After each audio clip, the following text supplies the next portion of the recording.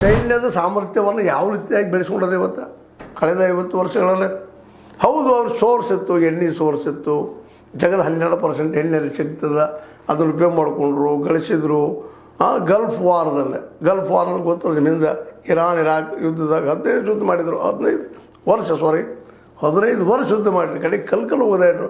ಆದರೂ ಇವತ್ತು ಅಮೇರಿಕೆಯನ್ನು ಎದುರಾಕೊಂಡು ಯುದ್ಧ ಮಾಡುವಷ್ಟು ಶಕ್ತಿ ಬೆಳೆಸ್ಕೊಂಡದಂದ್ರೆ ಏನಿದ್ರ ಅರ್ಥ ಅಂತ, ಏನದಪ್ಪ ಅಂತ ಚೈತನ್ಯಲ್ಲೇ ಅನ್ನುವಂಥದ್ದು. ಮೊದಲದಲ್ಲೇ ಆರ್ಥಿಕ ತೊಂದರೆ ಇಲ್ಲ, ಎಣ್ಣೆಗಳಿದ್ದ ಸಾಕಷ್ಟು, ಎಣ್ಣೆಯಿಂದ ಮತ್ತು ಗ್ಯಾಸಿಂದ ಸಾಕಷ್ಟು ಗಳಿಸಾಗಿದೆ.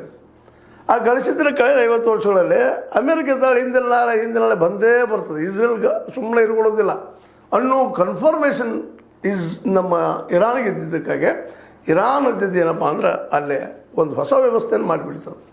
ಎದ್ದ ತಕ್ಷಣ ಚಿಂತನೆ, ಕಮೇನಿ ಆಗಿರ್ಬೋದು, ಅವ್ರ ಜೊತೆಗಾರಾಗಿರ್ಬೋದು, ನಾಳೆ ನಾವು ಬಿದ್ದು ಹೋದರು, ಸತ್ತು ಹೋದರು, ಇದು ಯುದ್ಧ ನಿಲ್ಲಬಾರ್ದು, ಗೆಲ್ಲುವರೆಗೆ ನಿಲ್ಲಬಾರ್ದು, ನಾಶ ಆಗೋಕ್ಕೊಂದು ಇಲ್ಲ ಗೆಲ್ಲಬೇಕು ಒಂದು ಅನ್ನುವಂಥ ಮನಸ್ಥಿತಿಗೆ ಬೆಳೆಸಿ ನಿಲ್ಲಿಸಿದಂಥ ಒಂದು ಸಾಧನೆ ಏನಿದೆ ಅದು ಅದ್ಭುತವಾದ. ಅದು ಇವತ್ತು ಸೂಪರ್ ಪವರ್ ಅಮೇರಿಕ.